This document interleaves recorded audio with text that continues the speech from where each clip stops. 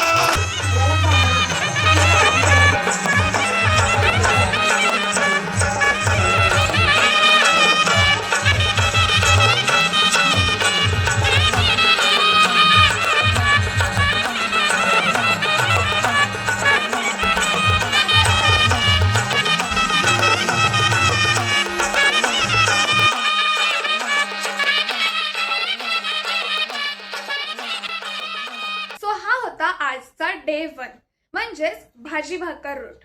आज आम्ही खूप मजा केली, खूप नाचलो, धमाल, खूप मस्ती केली. बट उद्या याच्यापेक्षा खूप जास्त मजा येणार आहे.